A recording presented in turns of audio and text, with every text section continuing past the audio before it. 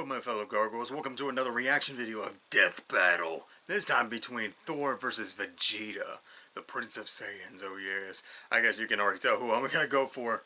And so yeah, Vegeta for the win, man, but I don't know. That depends on what Death Battle's gonna say. I haven't really watched much of the new Dragon Ball series. Hell, I haven't even seen the old Dragon Ball Super? I think that's what it's called. And now there's like a new series, and now Vegeta's got this new form. I think it was like Super Saiyan Ego or something like that, or God, whatever, it's a new form. But anyway, let's get into this video. So be sure to like, favorite, and subscribe, and don't forget to ring that bell to be notified what I do on this channel. Also, link in the description below for both the channel and the video itself. So anyway, let's get into this in 3, 2, 1. Alright, Death Battle time, Thor, let's go! The God of Thunder. And Vegeta, the Prince of all Saiyans! The sky shakes when they appear, and the earth trembles when they approach. No world can contain the power of these two gods of war. Or their egos. He's Wiz and I'm Boomstick. And it's our job to analyze their weapons, armor, and skills to find out who would win a death battle. Okay, another 2D sprite, but that's alright. Thunder cracks, the heavens rumble, lightning blinds your eyes. You look up to the sky and pray for mercy because Thor is angry. Well, you would have if you were a Viking. Nowadays, we don't have time for myths and legends. Oh, don't we? For in the modern mythology of Marvel Comics, the Norse god of thunder was reborn. And I'd wager this Thor is a hell of an upgrade. The son of the All-Father Odin, Thor lived the life of a warrior prince, battling all... Yeah, the worst father in the goddamn Marvel series. Holy shit. He's an asshole. That's what he is. all manner of magical foe for thousands of years. That is, until he got a little too big for his britches. So to teach him a lesson about humility and compassion and whatever, Odin exiled him to the worst place in the universe, New York. Ooh, you hate to see it. Thor's Asgardian body is immensely durable, immune to disease, and capable of healing far faster than any mortal man. He's also the literal god of strength. We're talking lifted a planet-sized serpent strong, knocking out the Phoenix Force strong, arm wrestling with Hercules and almost throwing the Earth out of orbit strong. Notably, he was once blasted with a graviton bomb, which subjected him to the gravity of a neutron star. That's over 200 billion times greater than Earth's gravity. And he's got the stamina to match. Nice. Able to fight for 40 days and 40 nights without stopping. And what better weapon for the god of storms to wield than a sentient cosmic storm? Eons ago, the almighty god Tempest rampaged through the universe. It arrived in Asgard, and after a pitched battle, Odin managed to trap it within a block of the magical ore Uru that he would forge into his son's hammer, Mjolnir. Oh, what more can be said about this beautiful thing? Forged in the heart of a dying star that went supernova and killed the dinosaurs, Mjolnir is maybe my favorite thing ever. He can channel bolts of lightning, manipulate the weather, open portals to other dimensions, and absorb and redirect energy attacks. Or just suck it out of your body against your will, like with this radiation dude. The presence. Not gonna be present for much longer, bud. He's even used 2 Mjolnirs to absorb the power of the God Bomb, which would have killed every deity in existence across time and space. That's just the tip of the iceberg. Mjolnir can transmute the elements, turn Thor invisible and intangible, let him travel through time, and even bring people back to life. And if Thor wants to fly, all he has to do is take it for a spin. Literally, he throws that motherfucker as hard as he can and holds on for dear life. And when he does, it flies fast enough to cross the entire galaxy in seconds. Only one problem. It's a little teeny. Unlike Thor's big-ass axe, Yarnbjorn, it's sharp enough to cut through celestial armor, and it's unbreakable, and an axe. Okay, look, it doesn't have a galaxy storm inside it, but it's still pretty cool. Oh shit, look, Wiz, I'm worthy. No, you're not. There's no enchantment on the axe. Well, then what the hell am I gonna do with this? But should he face an enemy beyond the likes of even his world-shattering strength, Thor can harness his inherent godly power into one single ultimate attack, the God Blast. God is right. Even Galactus, the devourer of worlds, shit his pants and bounced at the sight of such an awesome attack. Jesus, even the Avengers seem pretty small potatoes compared to this guy. Why'd he even bother with them? Because not every problem can be solved by hitting it really hard. Bullshit. That was the point of Odin's lesson, to force his headstrong son to confront a world more complex and nuanced than his millennia of battle had prepared him for. Thor had to be more than a warrior, he had to be a hero. He's battled Thanos, the Silver Surfer, and even the Sentry. The Sentry is strong enough to contend with the World Breaker Hulk, a being strong enough to destroy the Marvel Universe over 100 times over. You still lost to Broly, though. Ares, the Greek god of war, who can fight within the span of plank time. That's like the tiniest amount of time that we can imagine. There are as many planks in a second as there are grains of sand on Earth. Oh wait, did I say Earth? I meant 10 million billion Earths! Thor has tanked disintegration beams trying to tear apart his atoms one by one, survived Mephisto trying to consume his soul, and even withstood a temporal rift that aged normal people to dust. Oh, he's a hard bastard to kill, and even nastier when he loses his temper. By entering a state known as Warrior's Madness, Thor commits an unpardonable sin in Asgardian society, and willingly sacrifices his sanity for a tenfold increase in power. Yeah, despite being a really sweet God lump that damn. talks like he's in Masterpiece Theater and dresses like he's in What's Opera, Doc, Thor has struggled with being worthy of his father's legacy and throne. But no matter what unbelievable shit Marvel throws at him, Thor always rises to the occasion. Take the time this big machine called the World Engine was controlling Yggdrasil, the world tree that connects 10 universe-sized realms. The World Engine's purpose was to mechanically trick Yggdrasil into disrupting the natural flow of Ragnarok, the end of the world. So Thor just pushed it and literally reversed the flow of fate. That's right, he outmuscled a giant multiversal tree and prevented Armageddon. Not a bad Saturday. And he'd go a step further and defeat the mysterious elder gods that manipulated the cycle of Ragnarok in the first place, ending it forever. So perhaps now when you look up at the thundering sky, you won't fear the god's capricious wrath. Because you'll know it's just Thor, the god of thunder, kicking ass and saving the day.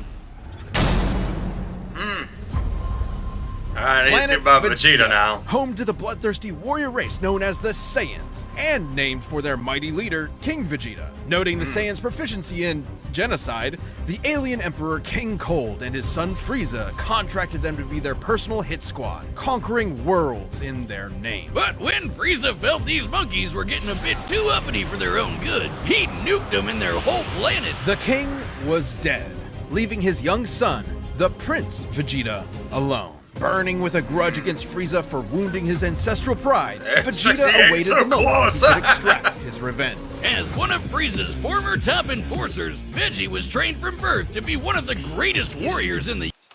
He's literally 5'5"? I would figure he'd be like 6'2" or something. I ain't making fun of his height, no. universe. It helps that planet Vegeta had a gravity 10 times greater than that of Earth's, making his natural physiology significantly stronger and more durable than a human's. As in making the whole friggin' Earth shake just by throwing hands. And like all Saiyans, Vegeta can harness his ki, or inner life force, as a physical energy to make him even stronger. I'm sorry, did this motherfucker just literally had his finger out and started pretending he was like freaking Yusuke Urameshi with a spirit gun? Pew pew! Like, what the fuck?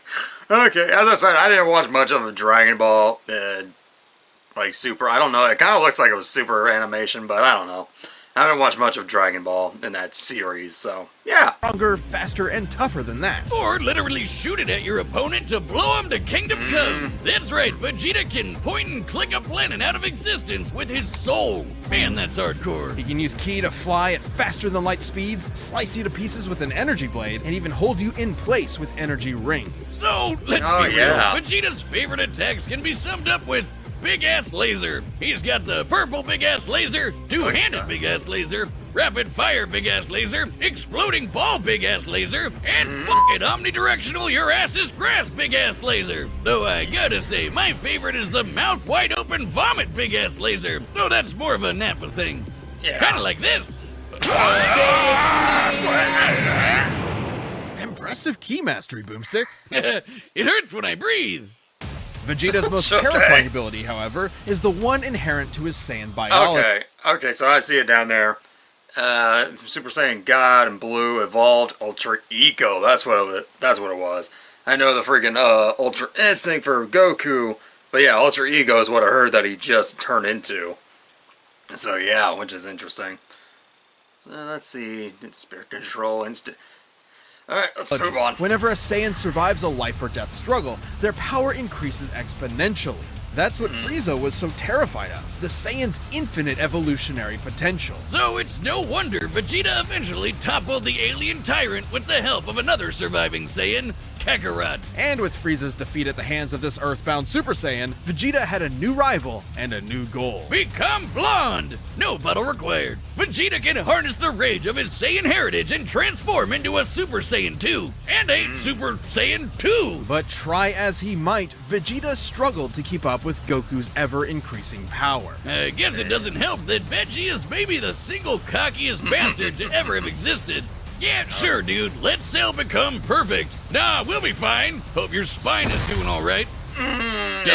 Though Vegeta did manage to accomplish something that even Goku couldn't do on his own, becoming a god. Once he and Goku met the god of destruction, Beerus, they had a whole new lineup of martial artists to conquer, with some angelic training to boot. With Spirit Fission, Vegeta can forcibly absorb an opponent's ki with every strike. And he even learned Goku's patented instant transmission, allowing him to teleport huge distances. But most importantly, with God Ki, he can go even further beyond and become a Super Saiyan God. A Super Saiyan God Super Saiyan, and a Super Saiyan God Super Saiyan Evolved. His power got completely insane. The dude was strong enough to destroy the Room of Spirit and Time, an entirely separate dimension, just by powering up. When Goku fought Beerus, he nearly destroyed the universe, and that was the very first time he ever went Super Saiyan God. Considering we've measured Dragon Ball's Universe 7 to be up to 13 times bigger than our own, he'd need to be punching with that much more energy to bust it.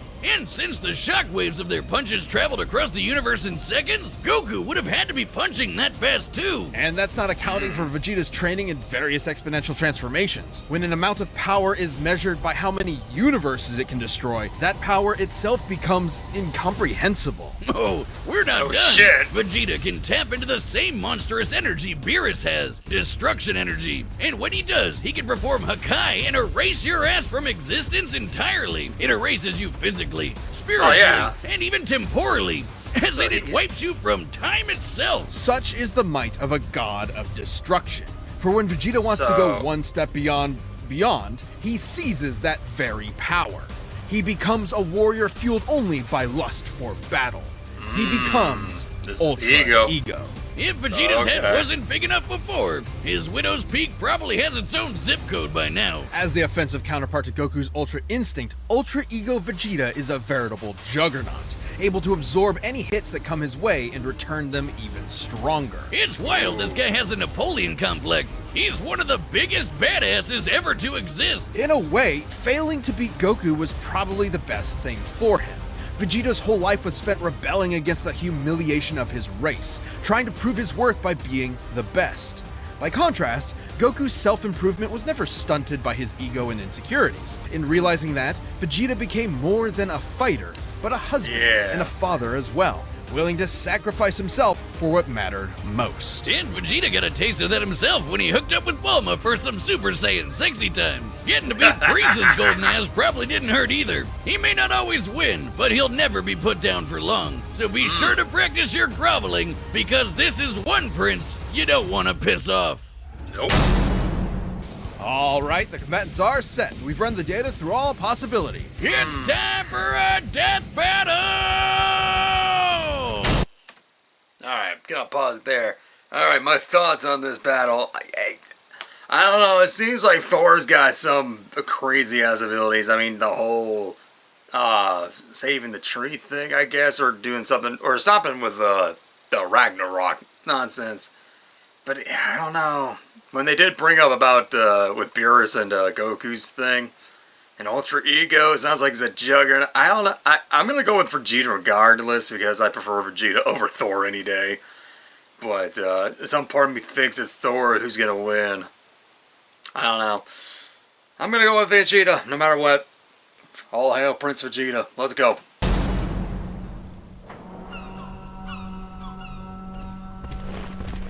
Okay.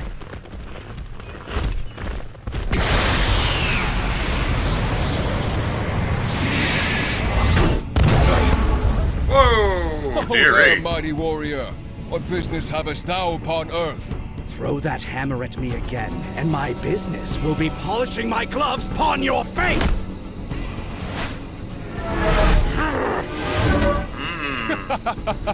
Didst that count? There it goes!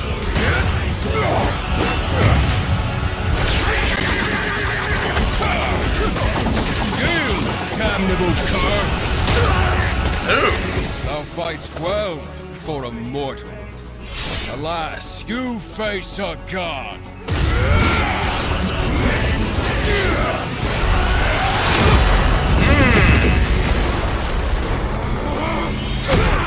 They went to blue already?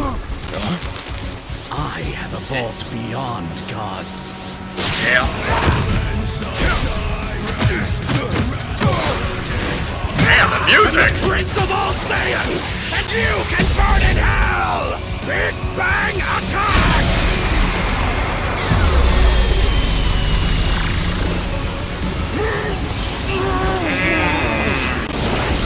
That's right.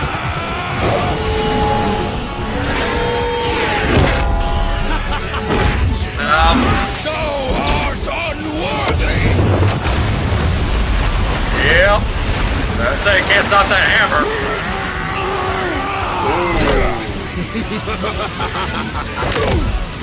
Oh wait, he hasn't used his. Tell me, does a god such as yourself feel fear? I say, freaking Thor hasn't went to his insanity level yet.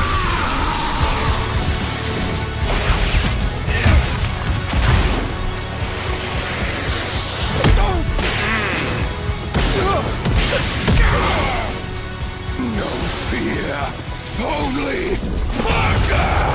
Yeah, I was about to say he didn't go to his Juggernaut mode yet.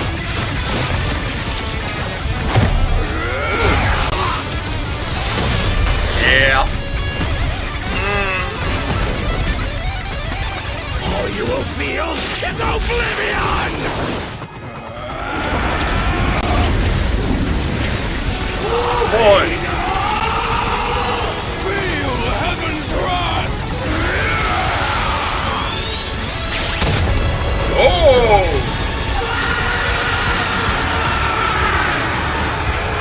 Holy shit! Oh, instant transmission! Wait. No! Oh no! Oh. Always aim for the head. Uh-oh. Oh! Damn.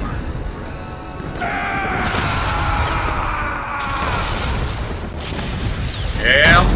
KO! Oh, I get it. Thor won because he's a natural blonde. Despite Vegeta's immense power and tenacity, the God Okay. of Thunder had him outmatched in several key areas. First off, the big one. Who was stronger? Despite being up against the God of Strength, Vegeta actually matched up pretty closely with Thor. Both could output power far in excess of destroying a single universe. It's always tough to get an exact number for Dragon Ball Super's most powerful characters, but we can combine the size of Universe 7 with multipliers from Vegeta's transformations to get a rough estimate. It's important to note that Ultra Ego's power boost has never been stated, but we do know that Super Saiyan Blue Goku and Super Saiyan Blue Vegeta were roughly even in power. When Goku applied a Kaioken times 20 boost to fight Jiren, Vegeta kept up after going Blue Evolve, implying that both increases in power are roughly the same increase. Similarly, Blue Vegeta matched base Top, and needed Blue Evolve to keep up with Top's God of Destruction form, which is extremely similar to Ultra Ego in theme and purpose. Given this is the best current example of a measurable form akin to Ultra Ego, we can assume that Ultra Ego's boost in power, at least initially, could be extremely. Okay, I know we're supposed to be paying attention to this, but I can't get enough of that music. That is some fucking kick-ass music. Holy shit. I'm like, I'm like, I'm sorry, I'm busy rocking out in my head. Like, holy shit, it's good. Similar in terms of a percentage increase. making Ultra Ego's original state about 20 times more powerful than Blue evolved. With that in mind, Vegeta at his peak could destroy a universe roughly 260,000 times over. And Thor was pretty close to that. Taking a look at the Marvel Universe's size, which has a radius of at least 1 trillion light years, as well as scaling to the Worldbreaker Hulk, Thor ended up only about 10 times stronger. Not terribly different, and it's definitely possible Vegeta's power could increase during the fight to match it. But even if he was stronger, it wasn't the only thing that mattered. Ultra Ego's damage absorption could only do so much against an opponent like Thor. Vegeta may have trained as a warrior from birth, but Thor has been fighting for millennia against a much wider variety of foes, allowing him to adapt to Vegeta fairly easily. And the fact that Thor was way faster gave him a lot of leeway to use that extra combat experience. Applying Vegeta's transformation multipliers to the shockwaves from Goku and Beerus' punches, Vegeta should be able to fight at nearly 300 quintillion times the speed of light. But scaling to Ares moving within Plague time? Thor would be over 70 quadrillion times faster. More than fast enough to avoid Vegeta's key attacks, and even more importantly, absorb all of them with Mjolnir. This alone could shut down all of Vegeta's ranged attacks. Sure, Veggie could absorb it back with Spirit Vision, but he'd have to hit Thor first. And with that much of a speed difference, that's easier said than done. And since Thor can just will the energy out of somebody, he could just take it right back. And then some. Even without absorption, Vegeta's ki reserves are not infinite, and many of his battles have ended with him at low energy. He was exhausted by the end of the Tournament of Power, which lasted about 1 hour in total. Meanwhile, Thor fought an army for over a month straight. Theoretically, Yeah, Vegeta that could was have the ended other thing I fight couldn't remember. immediately with Hakai, if not for the fact that Thor has resisted existence erasure before, including physically, spiritually, and temporally. Meanwhile, Vegeta had no way to match the God Blast, which could have killed friggin' Galactus. And that guy has threatened the infinite multiverse with destruction just as a side effect of his battles. That's a level of power beyond anything we've seen in Dragon Ball yet, let alone Vegeta. Vegeta was never going to go down easy, but Thor's raw power, speed, and devastating godly abilities were too much for the Prince of All Saiyans. Vegeta nearly won until Thor blew his mind. You might say that pun was kind of terrible. You don't do puns! We've talked about this! Aw. My thing. Well, the winner is Thor. Ah, boy. Thank All you right. for watching. Stay tuned, we'll be jumping into the next matchup next week. But you can always get more Death Battle right now by clicking one of those boxes right over there, and by downloading the battle music linked down below. Alright, let's see who's up. Oh, shit. Oh, man. Omni-Man versus Homelander. Oh, that is gonna be a fight. Holy shit. Now, I haven't seen either, like, the actual shows of either one, but I've seen clips of how they fight. Highlander is like fucking Superman, and so is Omni-Man. So I'm like, that is actually pretty interesting. Hell, you throw in Superman with that fucking shit, to be honest, and see what the hell they would do to each other. Unless it's like, oh yeah, the winner of these two are gonna face Superman. Oh, but yeah, I kind of figured I thought Thor was gonna win, but I did want to go with Vegeta because as I said, I prefer Vegeta over Thor any day. But yeah, I completely forgot. But part of me was like, I remember this one thing, but yeah, that whole 40 days and 40 nights of constantly fighting, yeah, that makes sense. But the thing is, like, yes, he did 40 days and 40 nights, but who was he fighting against, really? Who knows? But that was it for Thor and Vegeta. So far, these death battles have not disappointed in some way. I mean, especially with the music. Holy crap. I was enjoying the hell of the battle with the music. But, yeah, that was fun. I can't wait for the next, I think it's like next 2 weeks or next 3 weeks. It said May 23rd. Yeah, it's in 2 weeks. Anyway, sorry, I'm getting distracted. So I hope you enjoyed this lovely reaction of me reacting to Thor vs. Vegeta. I hope you guys enjoyed it. So until then, my fellow gargoyles, see you guys next time.